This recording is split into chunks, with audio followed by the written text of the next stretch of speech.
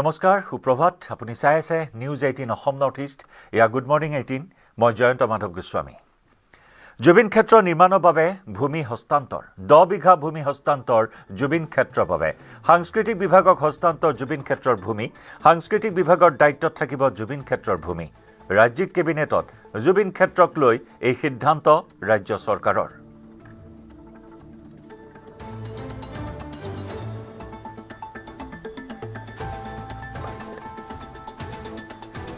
জুবিন সমাধি ক্ষেত্ৰ বা জুবিন ক্ষেত্ৰৰ 10 বিঘা মাটিত সমাধি ক্ষেত্ৰ নিৰ্মাণৰ বাবে সাংস্কৃতিক ডিপাৰ্টমেণ্টক এই মাটিটো এলট কৰে আগতে কাৰ নামত মাটিটো এলট কৰিম তাকে লৈ কনফিউজন আছিলে এতিয়া ৰাজ্য চৰকাৰে যেনেকৈ ভূপেন হাজৰিকা সমাধি ক্ষেত্ৰ কালচাৰেল এফেয়াৰ্ছ ডিপাৰ্টমেণ্টৰ নামত আছে এই মাটিখিনিও কালচাৰেল এফেয়াৰ্ছ ডিপাৰ্টমেণ্টক দিয়াৰ বাবে সিদ্ধান্ত লয় আৰু এতিয়াৰ পৰাই জুবিন সমাধি ক্ষেত্ৰ বা জুবিন ক্ষেত্ৰৰ আনুষ্ঠানিক দায়িত্ব ৰাজ্যৰ সাংস্কৃতিক পৰিক্ৰমা ডিপাৰ্টমেণ্টৰ হাতলৈ হস্তান্তৰিত হ'ল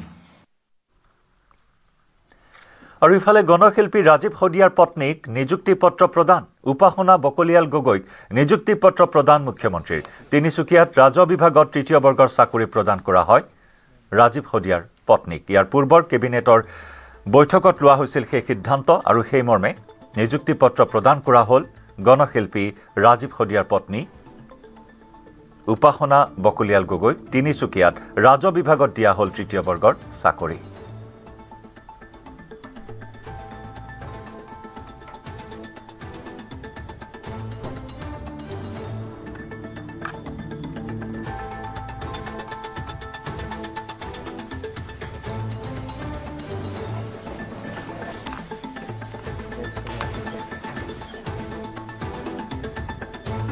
এই গোটেইখিনিৰ আঁৰত আচলতে যোৱা বছৰৰ যিটো 13 জানুৱাৰীৰ ঘটনা সেই ঘটনাৰ পাছতে আচলতে এই কথাটো উত্থাপন কৰিছিল বহুজনে আমাৰ শুভাকাংক্ষী ৰাইজে আমাৰ শিল্পী সমাজে বিভিন্ন মানুহে অনুৰোধ জনাইছিল যাতে কৰ্মসংস্থাপন এটি দিয়া হয় আৰু সেই মৰ্মে আজি এই এপইণ্টমেণ্ট লেটাৰখন নিবলৈ আহিলোঁ আৰু 12 দিনৰ ভিতৰতে গোটেই কামখিনি সম্পন্ন হৈ উঠিছে তাৰ বাবে মই যথেষ্ট সুখী হৈছোঁ সকাহ পাইছোঁ শান্তি লাভ কৰিছোঁ মই ভৱিষ্যতে মোৰ পৰিয়ালটো ভালদৰে সুচাৰুৰূপে চলাই নিব পাৰিম পৰিচালনা কৰিব পাৰিম সেয়াই মই ৰেজিষ্ট্ৰি ডিপাৰ্টমেণ্টত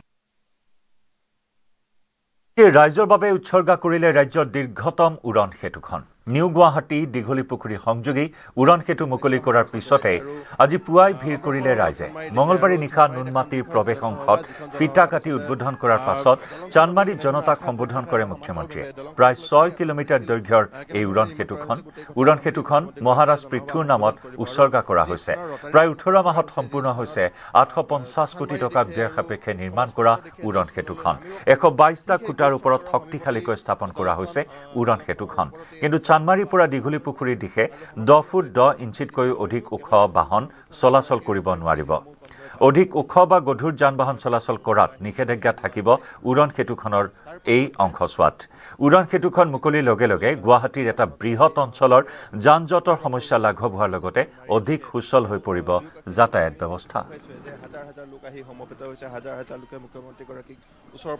আজি আমি নুনমাটিৰ পৰা চানমাৰীলৈ নিৰ্মাণ কৰা উৰণীয়া সেতুখন গুৱাহাটীবাসী আৰু অসমবাসী ৰাইজৰ বাবে উৎসৰ্গা কৰিলোঁ 4.2 কিলোমিটাৰৰ নিৰ্মাণৰ কাম সম্পূৰ্ণ হৈছে ৰাজগড় আৰু উজান বজাৰলৈকে যোৱা দুটা বাহু গুৱাহাটী ক্লাব ৰোটাৰী আৰু ৰাজগড়ত নিৰ্মাণ হ'ব বাকী আছে 300 মিটাৰৰ কনষ্ট্ৰাকশ্যন সি 2 এদিনতে তাৰো কাম আৰম্ভ হ'ব আৰু এই সমগ্ৰ প্ৰক্ৰিয়াটোত 852 কোটি টকা ব্যয় হ'ল নিশ্চিতভাৱে অসমৰ আটাইতকৈ এইখন দীৰ্ঘতম উৰণীয়া সেতু ভাৰতত কেই নম্বৰত পৰে মই নাজানো পিছত আমি হিচাপ নিকাচ কৰি উলিয়াব পাৰিম কিন্তু ই ভাৰততো নিশ্চিতভাৱে এটা স্থান লাভ কৰিব 14 তাৰিখে ৰাতিপুৱা ইয়াক আমি ৰাইজৰ বাবে মুকলি কৰি দিম 3 দিন ৰাইজে যাতে খোজকাঢ়ি ইয়াৰ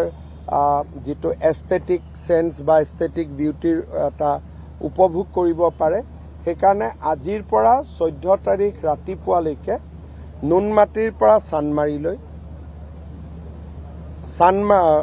কিন্তু আনন্দৰাম বৰুৱা যিখন কমাৰ্চ ফ্লাইঅভাৰ সেইখন খোলা থাকিব আকৌ সিফালে আগবাঢ়ি গৈ চানমাৰীৰ পৰা গুৱাহাটী ক্লাবলৈ দুটা পাৰ্টত 3 দিনৰ কাৰণে এই সেতুখন ৱাকিং জোন হৈ থাকিব কিন্তু যিটো জুৰুডৰ পৰা ট্ৰেফিক আহে এইটো ফ্লাইঅভাৰৰ তলেদি চলাচল কৰি থাকিব পাৰিব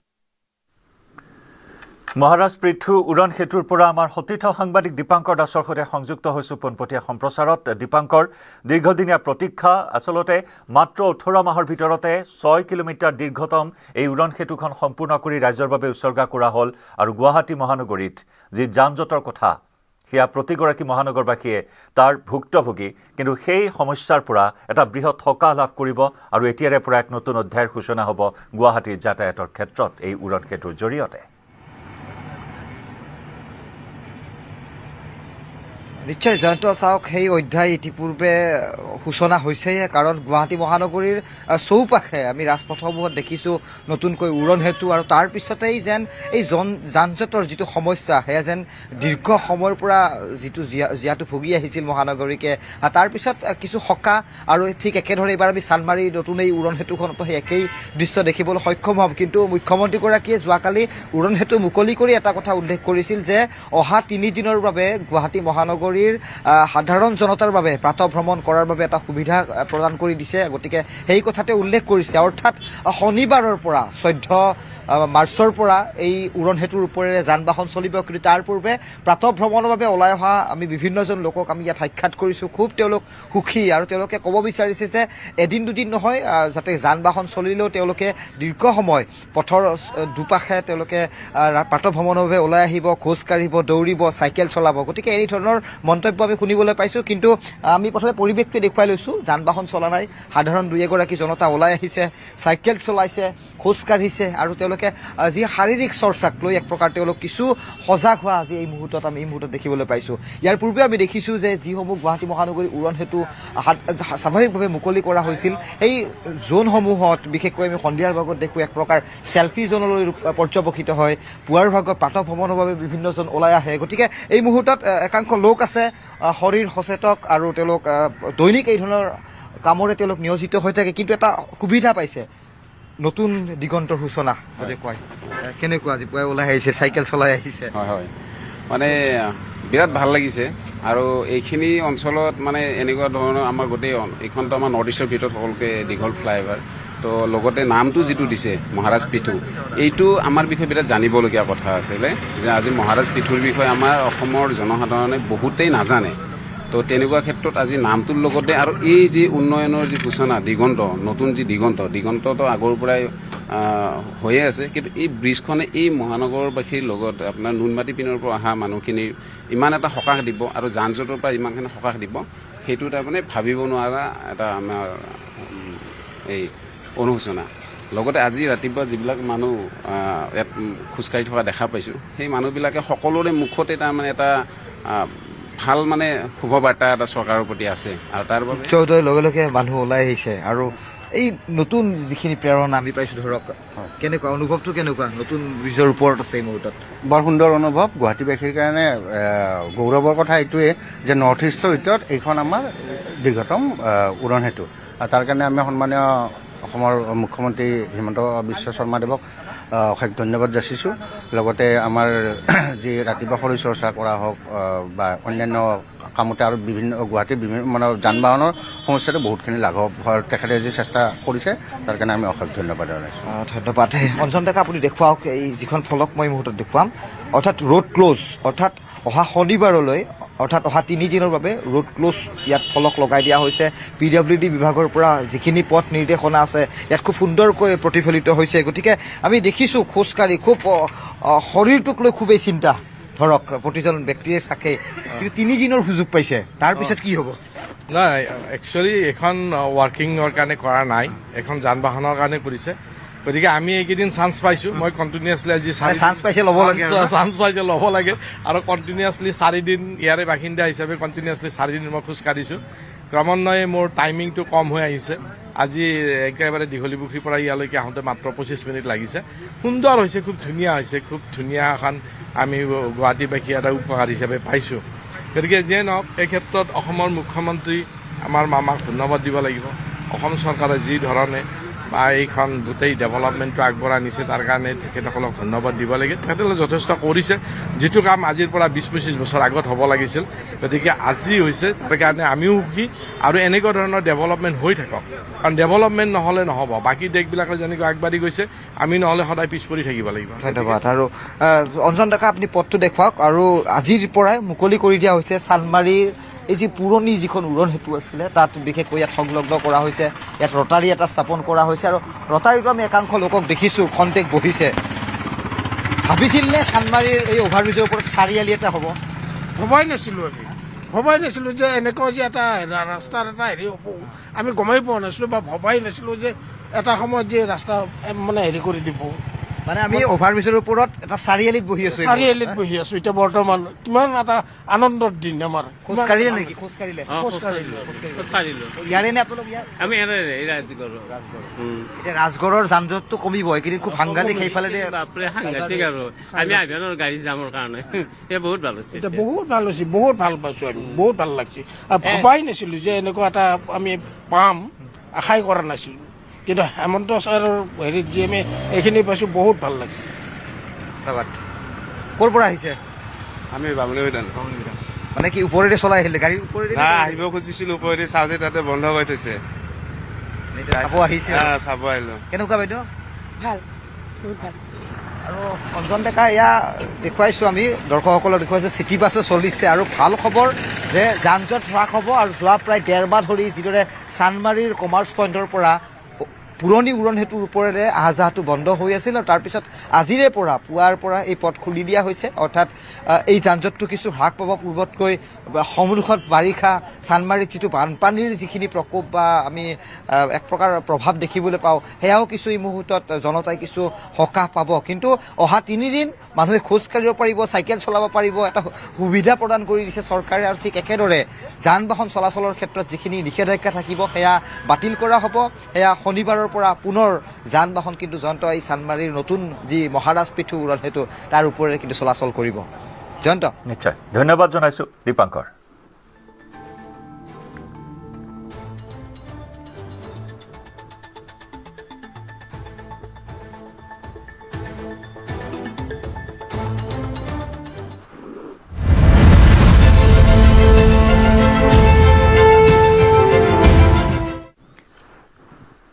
মাৰ্চত দুদিনীয়া কাৰ্যসূচীৰে অসমলৈ আহিব প্ৰধানমন্ত্ৰী নৰেন্দ্ৰ মোদী। কোকৰাঝাৰত বাঁহবাৰীত ৰেলৰ ডবা মেৰামতি কৰা কাৰখানাৰ আধাৰশিলা স্থাপন কৰিব মোদীয়ে।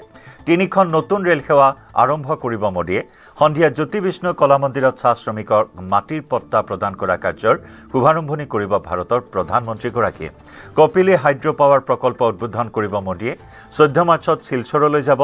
22,000 কোটিৰে নিৰ্মাণ কৰা এক্সপ্ৰেছ হাইৱে প্ৰকল্পৰ শুভাৰম্ভণি কৰিব। 15 মাৰ্চত অসমলৈ আহিব কেন্দ্ৰীয় গৃহমন্ত্ৰী অমিত শ্বাহ। প্ৰাগজ্যোতিষ মেডিকেল কলেজৰ শুভ উদ্বোধন কৰিব কেন্দ্ৰীয় গৃহমন্ত্ৰীগৰাকীয়ে। যুৱ সংকল্প সমাৰোহতো অংশগ্ৰহণ কৰিব অমিত শ্বাহে। প্ৰধানমন্ত্ৰী ডাঙৰীয়া 13 তাৰিখে দুপৰীয়া 2টা বজাত কোকৰাঝাৰত আহি উপস্থিত হ'ব। BTC একৰ্ডত আমি ৰেলৱে কোচ ৰিপেয়াৰিঙৰ যিটো ফেক্টৰীৰ কথা কৈছিলোঁ, তাত বাছবাৰীত হ'ব। তাৰ আধাৰশিলা প্ৰধানমন্ত্ৰী ডাঙৰীয়াই কৰিব। ৰাজ্য চৰকাৰৰ অসমমালা প্ৰজেক্ট প্ৰধানমন্ত্ৰী ডাঙৰীয়াই আৰম্ভ কৰিব। আৰু BTCৰ বাবে গুৰুত্বপূৰ্ণ 6খন ডাঙৰ দলঙৰ আধাৰশিলা প্ৰধানমন্ত্ৰী ডাঙৰীয়াই কৰিব। আৰু 3খন নতুন ৰেল সেৱা প্ৰধানমন্ত্ৰী ডাঙৰীয়াই সিদিনাখন আৰম্ভ কৰিব। ভাৰত চৰকাৰৰ ৰেলৱে ডিপাৰ্টমেণ্টৰো কেইবাটাও প্ৰজেক্ট তেওঁ উদ্বোধন কৰিব। সন্ধিয়া তেখেত গুৱাহাটীলৈ আহিব জ্যোতি বিষ্ণু আন্তৰ্জাতিক কলা মন্দিৰত। চাহ বাগিচাৰ শ্ৰমিকসকললৈ যি আমি পট্টা দিয়াৰ কাৰ্যসূচী হাতত লৈছিলোঁ তাৰ প্ৰথমখন পট্টা প্ৰধানমন্ত্ৰী ডাঙৰীয়াৰ হাতেৰে কৰ কমলেৰে অৰ্পণ কৰা হ'ব। ৰাজ্য চৰকাৰে নিৰ্মাণ কৰি ওলোৱা 150 মেগাৱাটৰ কপিলী হাইড্ৰ পাৱাৰ প্ৰজেক্টটো প্ৰধানমন্ত্ৰী ডাঙৰীয়াই ৰাইজৰ বাবে উৎসৰ্গা কৰিব। 14 তাৰিখে দিনৰ 10:30 বজাত তেখেত শিলচৰলৈ যাব। 22,000 কোটি টকাৰে নিৰ্মাণ কৰিব বিচৰা শিলচৰ গুৱাহাটী এক্সপ্ৰেছ হাইৱে প্ৰজেক্টৰ তেখেতে শুভ আৰম্ভণি কৰিব। 15 তাৰিখে গৃহমন্ত্ৰী অমিত শ্বাহ ডাঙৰীয়া অসমলৈ আহিব। ৰাতিপুৱা 10 বজাত তেখেতে প্ৰাগজ্যোতিষপুৰ মেডিকেল কলেজৰ শুভ উদ্বোধন কৰিব।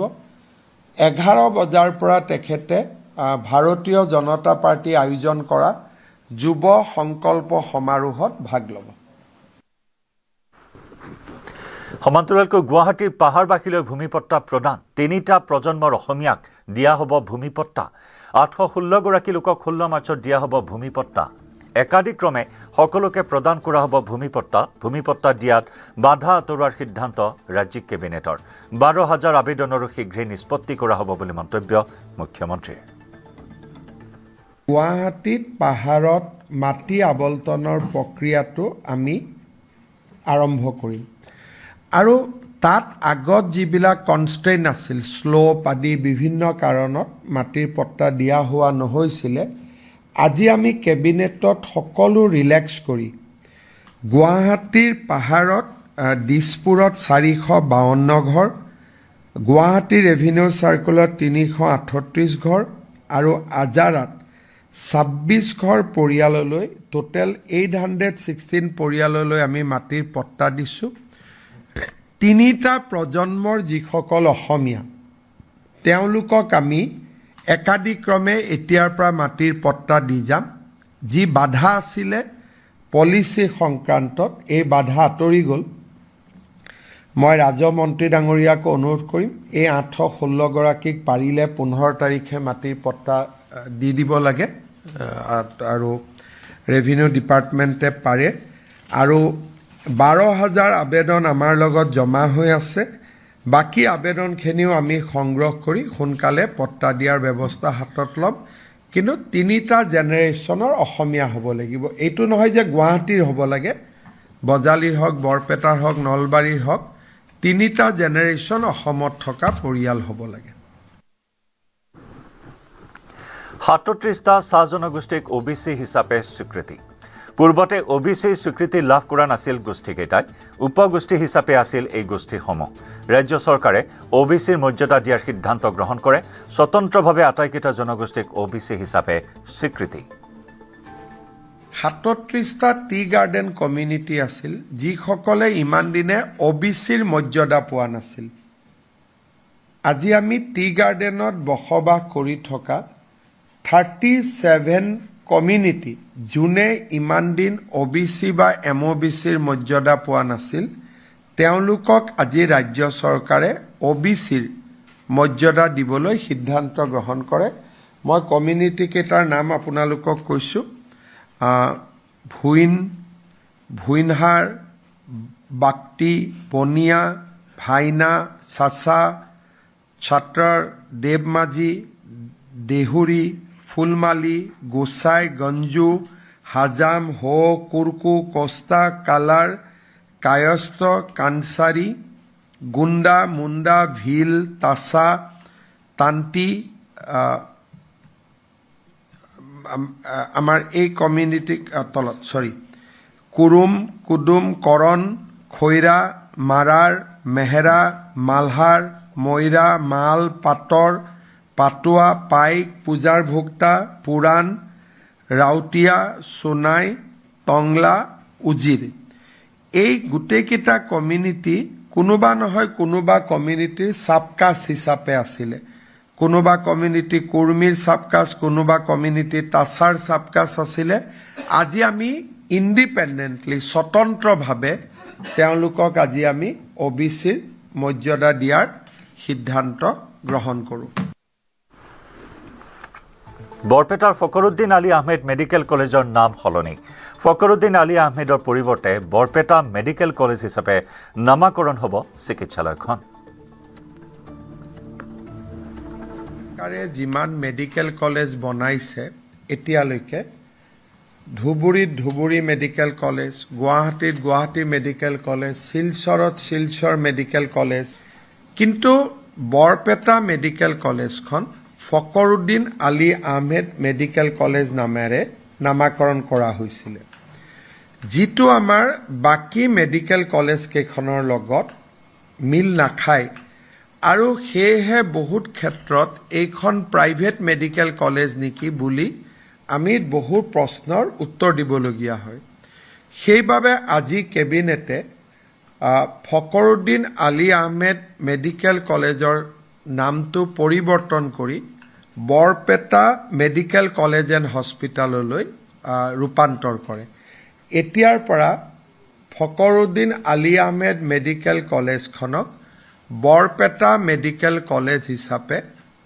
নামাঙ্কিত কৰা হ'ব কিন্তু যেহেতু ফকৰুদ্দিন আলী আহমেদ ভাৰতৰ ৰাষ্ট্ৰপতি আছিল আৰু অসমৰ পৰা তেওঁই প্ৰথম ভাৰতৰ ৰাষ্ট্ৰপতি হৈছিল গতিকে তেখেতৰ নামত একে ধৰণৰ সন্মানীয় বা তাতোকৈ বেছিকৈ সন্মানীয় আন এটা অনুষ্ঠান বা শিক্ষানুষ্ঠানে হওক বা সাংস্কৃতিক অনুষ্ঠানে হওক ফকৰুদ্দিন আলী আহমেদৰ নামত নামাঙ্কিত কৰিবলৈ কেবিনেটে সিদ্ধান্ত লৈছে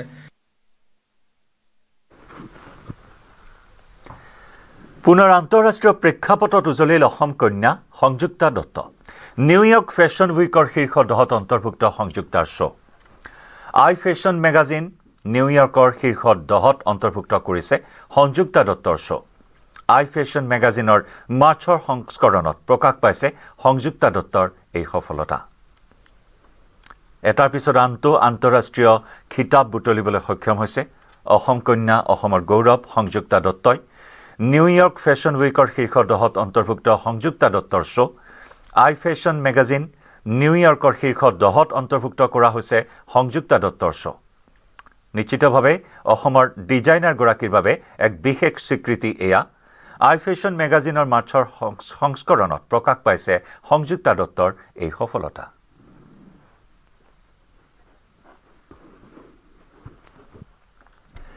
দেশদ্ৰোহী নৌসেনা জোৱানক গ্ৰেপ্তাৰ ISI হৈ চোৰাংচোৱা কৰি গ্ৰেপ্তাৰ নৌসেনা জোৱান নৌসেনাৰ লেঞ্চ নায়ক আদেশ কুমাৰক গ্ৰেপ্তাৰ উত্তৰ প্ৰদেশত APSে গ্ৰেপ্তাৰ কৰে জোৱানজনক এক ব্ৰেকিং নিউজ দেশদ্ৰোহী নৌসেনা জোৱানক গ্ৰেপ্তাৰ কৰা হৈছে ISI হৈ চোৰাংচোৱা কৰি গ্ৰেপ্তাৰ হ'ল নৌসেনা জোৱান পাকিস্তানৰ চোৰাংচোৱা সংস্থাৰ হৈ এইজন নৌসেনা জোৱানে বিভিন্ন তথ্য সংগ্ৰহ কৰিছিল নৌসেনাৰ লেঞ্চ নায়ক আদেশ কুমাৰক গ্ৰেপ্তাৰ কৰা হৈছে উত্তৰ প্ৰদেশত APSে গ্ৰেপ্তাৰ কৰে জোৱানজনক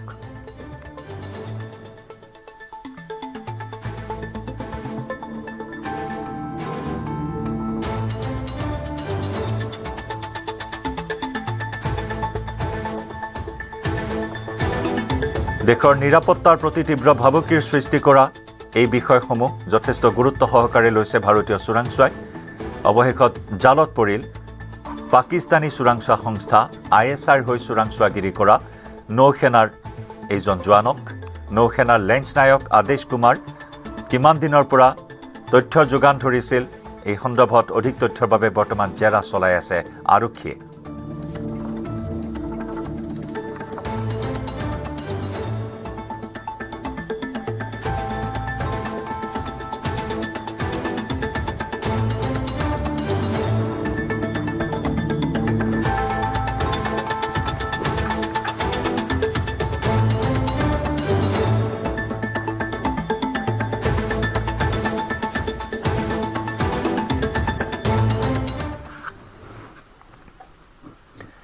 মেঘালয়ৰ পৰা অসমলৈ প্ৰৱেশ শ লোকৰ অজনজাতীয় লোকক মেঘালয় ত্যাগ কৰাৰ ভাবুকি মেঘালয়ৰ উইলিয়াম নগৰৰ পৰা শ লোকৰ পলায়ন দুধনৈত সমবেত হৈছে মেঘালয়ৰ পৰা পলায়ন কৰা লোকসকল উইলিয়াম নগৰত দুৰ্বৃত্তই মছজিদ জ্বলাই দিয়া বুলিও এই মুহূৰ্তত উল্লেখ কৰিছে এইসকল ভুক্তভোগী লোকে এয়া অসমত প্ৰৱেশ কৰিছে শ লোক অজনজাতীয় লোকক মেঘালয় ত্যাগ কৰাৰ ভাবুকি দিয়া হৈছে।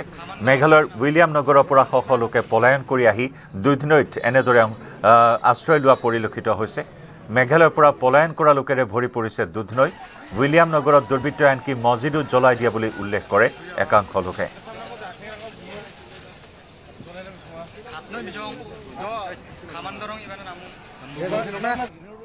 আমাৰ জিলাৰ নন ট্ৰাইবেল মুছলমান আছলাম তাতো মানে 30 বছৰ 35 বছৰ একাত হৈ গৈছে মৰুৱাতে। তাৰপিছতে আজি 2 বাজিৰ পৰা 4-5টা ল'ৰা আহি নামাবাজাৰত কৈছে তোমাৰ 1 ঘণ্টাৰ পৰা নামাবাজাৰত ওলাই যাব লাগিব, নামাবাজাৰ খালী কৰিব লাগিব, নাকাৰণে পিছতে অসুবিধা হতে পাৰে। তাৰপিছতে 1 ঘণ্টাৰ পিছতে পুলিচ আহিছে। ওচি বড়োবাবু ছেকেণ্ড ওচি আহি ক'ল মইতো স্পট দিম, তোমাৰ লগত যিবিলাক মানুহ আছে 30 জন হোক 50 জন হোক মই হেল্প কৰিম, ইয়াৰ পৰা পুৰা স্পট দি তোমাৰ লগত মানে দুটৰ পৰা উলিয়াই দি আহিম। আমাৰতো যাওয়ার আসলেও তোরা হওয়ার পিছত তোরা তো পুরো গন্ডগোলই আছে, গাড়ি নযায়। তার পুলিশ প্রোটেকশন ভাল করে আমাদের স্পট দিছে, ইয়াতে তাই একো বেয়া নাই। এটাই কৈছে যে ইমান রিস্ক নলগে, কারণ আপনার লগত সেপারেটটা বেশি ভাল, সেপ লৈছে।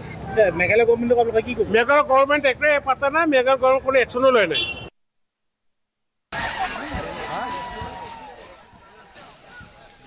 মেঘালয় চৰকাৰৰ ফালৰ পৰা কোনো ধৰণৰ সহায় সহযোগিতা লাভ কৰা নাই আৰু যাৰ বাবে নেকি প্ৰাণৰ মমতাত এতিয়া মেঘালয়ৰ উইলিয়াম নগৰ এৰি এইসকল লোকে আহি অসমত আশ্ৰয় লোৱা পৰিলক্ষিত হৈছে। যথেষ্ট আতংকগ্ৰস্ত হৈ আছে একাংশ লোক, নিৰাপত্তাহীনতাত ভুগি উইলিয়াম নগৰৰ পৰা দলে বলে আহি শ শ লোকে দুধনৈত বৰ্তমান আশ্ৰয় লৈ দিশহাৰা হৈ পৰা পৰিলক্ষিত হৈছে।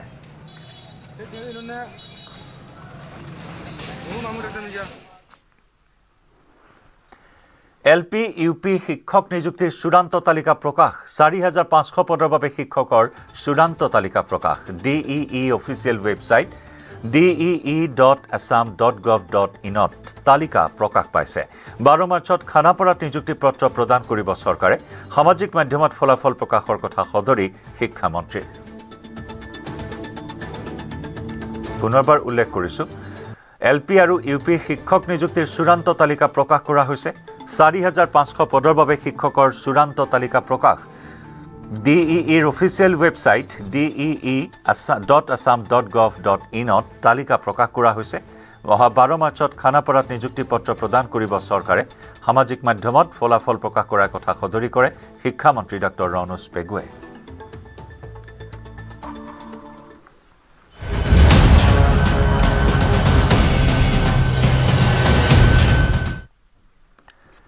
লখিমপুৰৰ পথালি পাহাৰ টোলগেটত ভয়ংকৰ পথ দুৰ্ঘটনাত একেটা পৰিয়ালৰ 4 জনৰ মৃত্যু। হাৰমতি লখনাবাৰীৰ দীপাংকৰ হাজৰিকা, পত্নী পৰি হাজৰিকা, 18মহীয়া কণমানি বিদিশাৰ লগতে দীপাংকৰৰ পিতৃ যজ্ঞৰাম হাজৰিকাৰ মৃত্যু। মৃত দীপাংকৰ হাজৰিকা এগৰাকী শিক্ষক আছিল। নিয়ন্ত্ৰণ হেৰুৱাই টোলগেটত দুৰ্ঘটনাত পতিত ছুইফ্ট ডিজায়াৰ বাহন। নাৰায়ণপুৰৰ পৰা বান্দৰদেৱা অভিমুখে গৈ আছিল বাহনখন। টোলগেটৰ সন্মুখত স্পীড ব্ৰেকাৰ নথকাৰ লগতে দুৰ্ঘটনা সংঘটিত হোৱাৰ অভিযোগ উত্থাপন কৰিছে স্থানীয় ৰাইজে। এক অতি মৰ্মান্তিক ঘটনা, অতি শোকাবহ এটি ঘটনা। একেটা পৰিয়ালৰ 4 জন লোকে থিতাতে প্ৰাণ হেৰুৱালে এটা পথ দুৰ্ঘটনাত। টোলগেটৰ সমীপত নিয়ন্ত্ৰণ হেৰুৱাই ডিভাইডাৰত খুন্দা মৰাত এই শোকাবহ দুৰ্ঘটনা সংঘটিত হয়, য'ত একেটা পৰিয়ালৰ 4 জন লোকে মৃত্যুক আঁকোৱালি লৈছে। মৃতসকলৰ পৰিচয় ইতিমধ্যে আমি উল্লেখ কৰিছোঁ। হাৰমতি লখনাবৰীৰ দীপাংকৰ হাজৰিকা, পত্নী পৰি হাজৰিকা, 18মহীয়া কণমানি বিদিশাৰ লগতে দীপাংকৰৰ পিতৃ যজ্ঞৰাম হাজৰিকাৰ মৃত্যু হয়। মৃত দীপাংকৰ হাজৰিকা আছিল এগৰাকী শিক্ষক। এখন ছুইফ্ট ডিজায়াৰ বাহন দুৰ্ঘটনাত পতিত হৈ এই শোকাবহ ঘটনা সংঘটিত হয়। নাৰায়ণপুৰৰ পৰা বান্দৰদেৱা অভিমুখে গৈ আছিল বাহনখন। উল্লেখযোগ্য যে টোলগেটৰ সন্মুখত গতিৰোধকৰ ব্যৱস্থা কৰা হোৱা নাছিল, যাৰ ফলত এই দুৰ্ঘটনা সংঘটিত হোৱাৰ অভিযোগ স্থানীয় লোকৰ।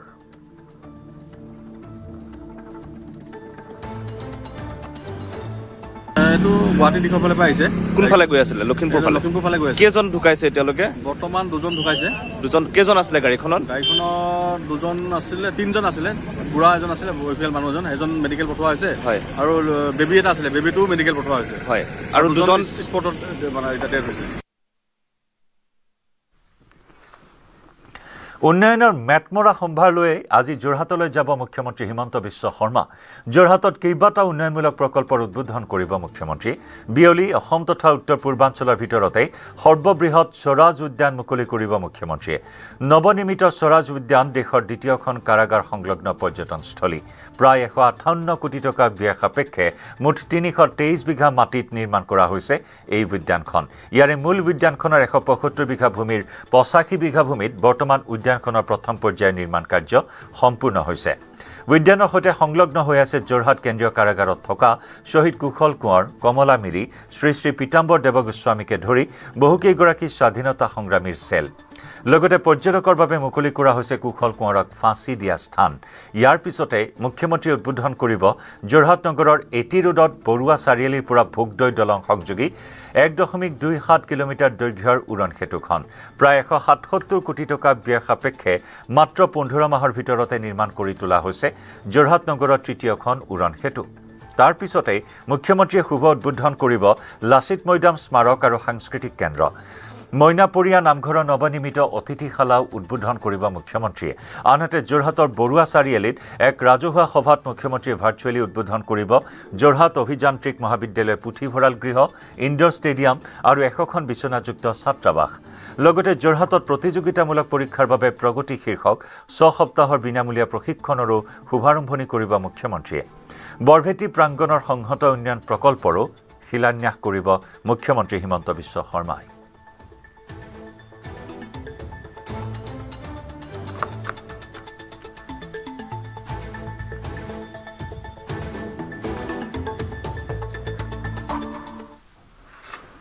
ইয়াৰে সৈতে সময় হ'ল গুড মৰ্ণিং 18 পৰা বিদায় লোৱাৰ খন্তেক বিৰতিৰ পিছতে আগবঢ়াম দ্ৰুত সংবাদ নমস্কাৰ